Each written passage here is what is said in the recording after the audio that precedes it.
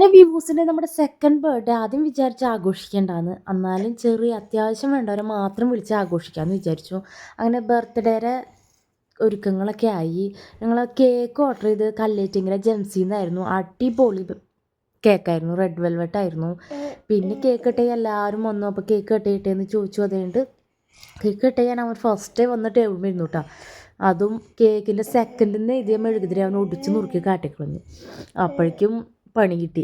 അത് കഴിഞ്ഞ് പിന്നെ കേക്ക് മുറിക്കാനും ഭയങ്കര ഇഷ്ടമായതുകൊണ്ട് കേക്ക് ഹാപ്പി ബർത്ത്ഡേ പറഞ്ഞപ്പോഴേക്കും എല്ലാവരെയും അവൻ നോക്കി. അത് കഴിഞ്ഞ് കേക്കൊക്കെ ഒന്ന് കഴിക്കാൻ ഇഷ്ടമായതുകൊണ്ട് ആൾ നല്ല പ്രസൻ്റായിട്ടിരുന്നു. തലേ ദിവസം കുറച്ച് ഉറങ്ങാൻ ലേറ്റ് ആയതുകൊണ്ട് ഇത്തിരി വാശും കുറുമ്പൊക്കെ ഉണ്ടായിരുന്നു. അവൻ്റെ ഉറക്കമൊക്കെ വരുന്നുണ്ടായിരുന്നു. അങ്ങനെ കേക്കൊക്കെ കട്ടിങ് കഴിഞ്ഞു. നമ്മൾ നേരെ ഫുഡിലേക്ക് കിടന്നു. ഫുഡ് നമ്മൾ ഓർഡറാണ് ചെയ്ത വെള്ളച്ചോറും മീൻകറിയാണ്. പിന്നെ സൈഡായിട്ട് ചിക്കൻ ഫ്രൈയും ബീഫ് ഫ്രൈ ആയിരുന്നു. അടിപൊളി ഫുഡായിരുന്നു കേട്ടോ, ഒരു രക്ഷ ഉണ്ടായിരുന്നില്ല.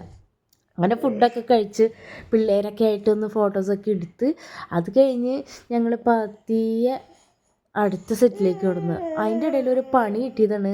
പായസം ഉണ്ടാക്കുന്നത് വെച്ചിട്ട് പാലട പായസം ഉണ്ടാക്കാൻ വേണ്ടി ഫസ്റ്റ് തന്നെ നമ്മുടെ ഷുഗർ എടുത്ത് കാരമലൈസ് ചെയ്തപ്പോൾ അതിലേക്ക് പാലൊഴിച്ചാൽ അതേ പിരിഞ്ഞു. അപ്പം പണി കിട്ടി ഗൈസ്. പിന്നെ എല്ലാം ഒരുമിച്ച് വരില്ലല്ലോ, എന്തെങ്കിലുമൊക്കെ ഉണ്ടാവുമല്ലോ, തടസ്സങ്ങളൊക്കെ ഉണ്ടാവുമല്ലോ. അങ്ങനെ പായസത്തിൻ്റെ ഒരു സങ്കടം വന്നെങ്കിലും പായസം കാരമലൈസ് ചെയ്യാണ്ട് ഞാൻ പായസം ഉണ്ടാക്കി. അങ്ങനെ പിള്ളേരൊക്കെ ആയിട്ട് ഫോട്ടോസൊക്കെ എടുത്ത് അപ്പോഴേക്കും വ്യൂസൊക്കെ കിട്ടുന്നു തുടങ്ങി. അപ്പോൾ എല്ലാവർക്കും ഇഷ്ടമായി എന്ന് വിചാരിക്കുന്നു. ടാറ്റ ബൈ. സബ്സ്ക്രൈബ് ചെയ്യാൻ മറക്കരുതേ. ഞങ്ങളുടെ ഒരു കുട്ടി കേക്ക് കട്ടിങ് സെലിബ്രേഷനാണ് കേട്ടോ. ടാറ്റ ബൈ. നാളെ കാണാം.